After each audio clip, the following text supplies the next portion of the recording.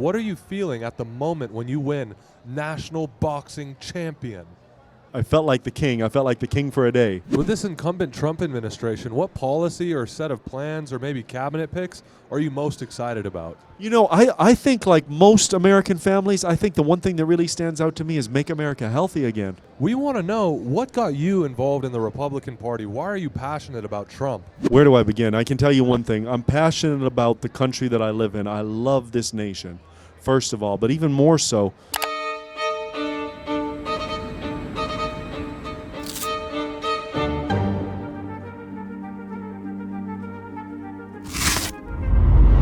Hello, this is Justus Smith with Proverbs Media Group, and today we're with a very special guest, a national boxing champion. Let me introduce to all of you, Mr. Huey.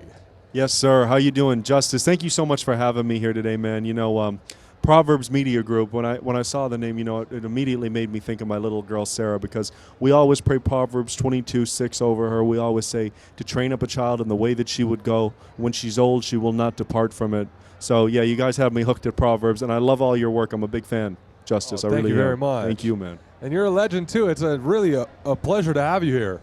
Well, you know, I don't know about a legend, but I would say the guys that was just on stage with me, I just hosted the Legends of the Arena panel, and they were two real live legitimate legends on either side of me. You had Antonio Brown, the most electrifying wide receiver in NFL history, and then, of course, you had Triple C, Henry Cejudo, the Olympic gold medalist, national wrestling champ, two-time UFC champ. Guy, yeah, list goes on and on, man. I'm blessed to be up there, and, you know, I believe that God put me there. I did nothing to earn it, but, yeah, he's been with me every step of the way. Absolutely. So I'm curious because you just got off stage. We're here at AmFest, and we want to know what got you involved in the Republican Party. Why are you passionate about Trump? Man, where do I begin? I can tell you one thing. I'm passionate about the country that I live in. I love this nation, first of all, but even more so, you see, when you have kids of your own and you're thinking about the next generation, you're thinking about a dynasty, you're thinking about what you're leaving behind, and you want to leave something better than the way you found it, right? And, you know, when I was younger, I got to admit, man, I was kind of a punk rocker. You know, I was into skateboarding. I was always getting in trouble. I was in the principal's office. That was just the way I was. I wasn't one to shy away from a fight. I didn't get many fights. But once I got into boxing, it started to teach me about discipline, obedience, and, you know, I'd always put my faith in Christ. But when you're in the ring and you're in there and you're fighting and you're doing the very best you can, but it's just you and that other guy, you're going to want to put your faith in a power higher than your own. You're going to call on anything that could help. So I called on Christ, and he answered every time. But the reason why I'm so passionate today, to bring it back to what you said, is I just want people to have the opportunities that I have. God's given me so much, and I would hope that there will be a chance for other people to have the same chances that I have in life. That's incredible. I've always been curious about this. I'm not much of a fighter. I did a little taekwondo, a little jiu. That's not easy, man. It's tough. I appreciate it. What does it feel like? What's the exact thing going through your mind, through your body? What are you feeling at the moment when you win National Boxing Champion? Well, I know on that day, I was in Memphis, Tennessee, of all places. You know, it was Elvis Presley's home, and I felt like the king. I felt like the king for a day. I felt like Elvis, man. I was so excited. When I got that belt, it was a big white belt with a big gold buckle. It was all blinged out. And I said, you know, they said, where do you want to go? The athletes always say, I want to go to Disneyland. I said, I want to go to Graceland. So we went straight to Graceland. It was closed, and I stood at the gates, and I took a picture with that. And it was funny, you know, God just has a way of just touching you in the strangest, most oddest times. I remember I saw this same photograph of me and my dad, and I was just a baby in his arms, and I'm standing in that same exact spot in front of that gate, you know, maybe 15 years before, you know, when I won that belt. And it just shows you that what you're handing off to this next generation, it's so important. And my mom and dad, my dad George, my mother Sarah, they always instilled that self-belief in me. You know, especially my mom. She would settle for nothing but a win. When she was at my fights, man, she would be screaming and yelling and hollering. I don't know how much of a Christian Proverbs Media Group, representation I was at that point, but she's a good mom, man. She loves me, and I love her very much. Hi, Mama. Oh, man, I love that. Shouts out to all the moms. Hi, Mom. We love all the moms, especially my wife, Betty. She's the best mom I've ever seen in my entire life. Our daughter, Sarah, is a great girl, but she keeps her on her toes, man. She really does, and she's there at dawn every day. She's right by my daughter, and it's a blessing, man. Absolutely. You live a blessed life. You're talented, well achieved, Thank you. accomplished, and clearly a very skilled person. Thank you, man. Thank you. You know, for me, I'm a watch guy. I got to bring this up. Look at this man's watch. What are we working Man, I with was here looking. right here? So we got our Cartier Santos here, bust down, all iced out in the two-tone. Yeah, all dripped out, man. I don't know the lights. Oh my It's goodness! kind of. But I was actually admiring this watch, man. Could you tell me what is this?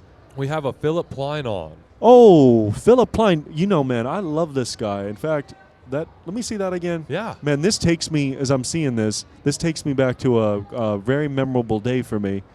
The day that I first met Philip Plein. You want to talk about that? Oh, you know Philip Plein? Man, well, we both know each other. I don't know if he'd be as honored to say he knows me as I am to say I know him, but I'm just a person that I always take it back and I say that it comes from God. I always have different ideas, and I'm always trying to think, what's the next thing? What could we do? How can we improve something? And that's, again, another thing I really admire about President Trump. He's always trying to improve, and he's always going to brilliant minds. So when I seen all these great things Philip was making, like this watch, I said, what's that guy up to? And someone had told me, oh, he's doing a sportswear line.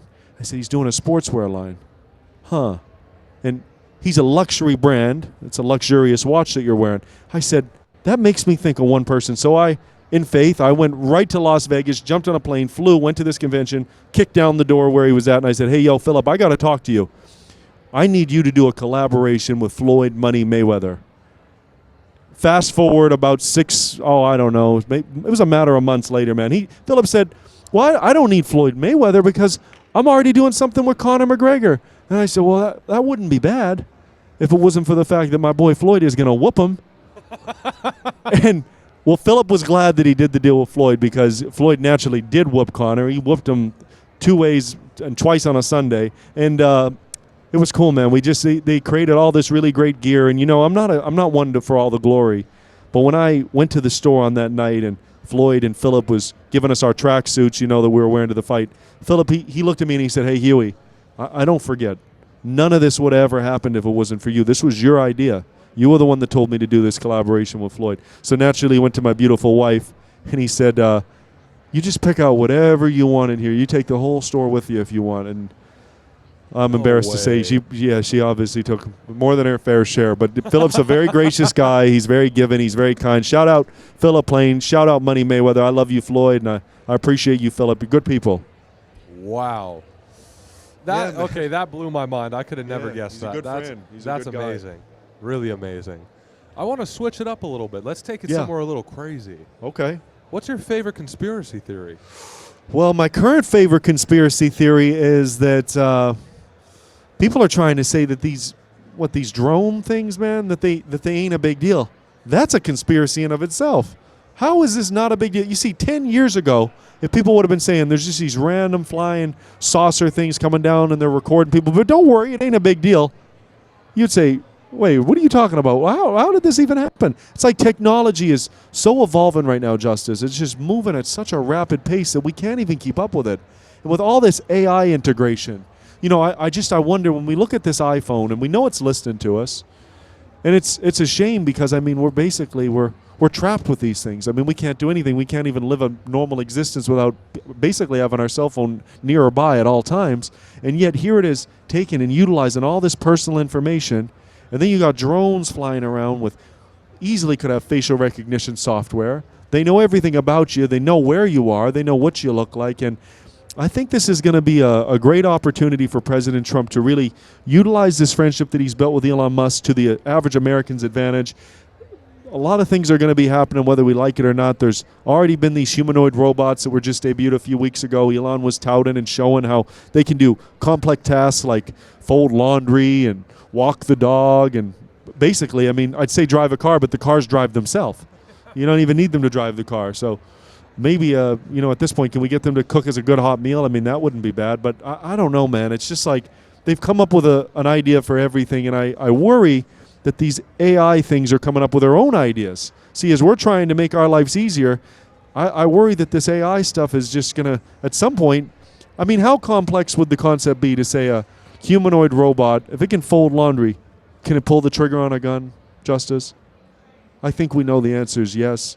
And I think we know that if we can't unlock our iPhone without facial recognition software, What would it take to program one of these robots to sight unseen, go after a certain target based on this software? And I mean, it opens up a lot of, it's a kind of a Pandora's box, isn't it?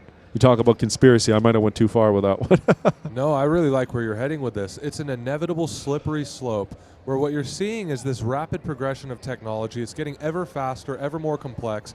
But whenever there's an emerging technology, the Department of Defense is always going to come in and use things like DARPA, which is kind of like their STAR research program. Like, they're like the equivalent of the government's Disney Imagineers. Wow. If you have a really wild idea, DARPA's going to cook it up. Wow. Yeah, so they're going to take these kinds of new emerging technologies, artificial intelligence, supersonic, anti-gravity propulsion, and that one's alleged. I'm not sure, but I wouldn't be surprised if we got it. I wouldn't be surprised, man. They're always going to weaponize it because that's the risk. It started with the Cold War.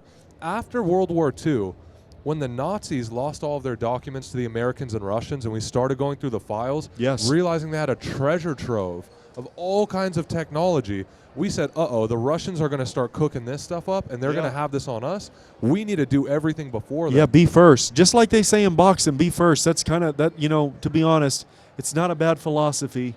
My thing is this, if like it's true what you said, the technology's there, it's going to happen, well then, if there's going to be humanoid robots and we're on this slippery slope that's leading to Terminator Judgment Day, then by God, I just ask that these robots would be used as American robots, and we would at least have them first. If they're going to be there, let's at least be the first ones to have them. And, maybe we could send these humanoid robots to the front line of Ukraine and Russia and say, here, look, you guys harm a hair on the head of one of these billion-dollar robots, then it's game on.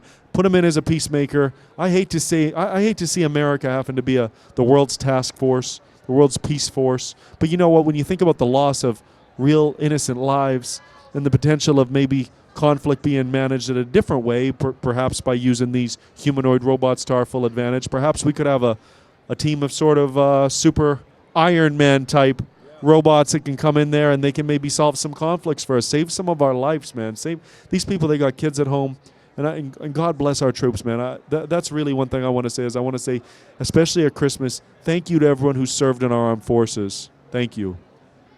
Absolutely. You got wonderful insights. Thank you, man. I'm debating Appreciate taking this you. like 6 levels deeper. I'm like, you can go there, it seems well, like. A lot of people shy away from these types of conversations, Justice, but the thing about me is I've always been very transparent. It isn't about always agreeing with everybody. I love to talk to people, especially on other sides of the political aisle. I have way more fun talking to somebody that's sure that they're right because I'm positive that they're wrong. When they try to tell you, I just think that this is my truth. Well, my thing is this. There is no my truth and your truth. There's only the truth. And he is the way and the truth and the life. And no one gets to the Father but through him. And if it doesn't line up with what the Bible says, then it's simply a different version of a lie. There's only one truth, and there's only ultimately one truth in every one thing. That's it. People's always trying to twist things up and overcomplicate them. But, yeah, I think that at the end of the day, this country is all going to benefit by a lot of common sense over the next 4 years. And I'm so thankful for President Trump for that. Oh, yes. With this incumbent Trump administration, what policy or set of plans or maybe cabinet picks are you most excited about? I think like most American families, I think the one thing that really stands out to me is make America healthy again. Oh, yeah. I really feel like, during that Senate Judiciary meeting when they showed those Fruit Loops with that bright fluorescent colors and how almost neotoxic it looked and all that artificial food coloring and all these things. And the gentleman said, if a child is given the choice between sugar and cocaine, it'll choose cocaine every time.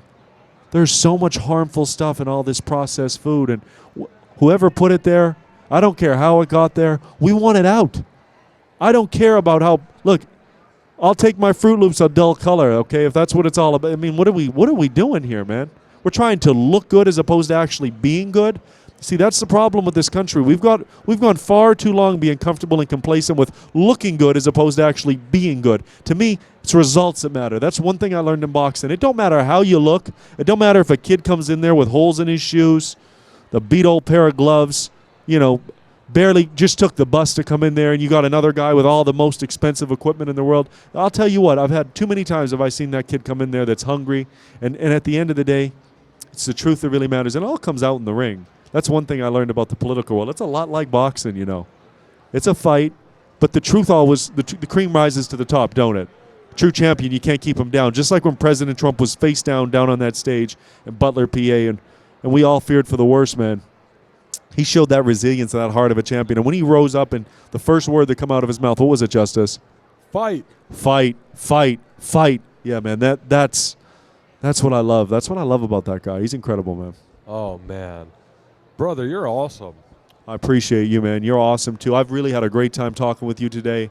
And I just want to say again, for anybody at home, if you didn't know, now you know. Proverbs Media Group, Justus, you guys, it's conversations like this that make a change in this country. So we need to continue to engage in these conversations. And I really appreciate you having me here today, Justus. It's been an absolute pleasure. God bless you. God bless all this staff for all their hard work. You guys and everybody at America Fest, thank you so much. Yes, sir. Thank you very much for coming here. It's been an honor. Thank you.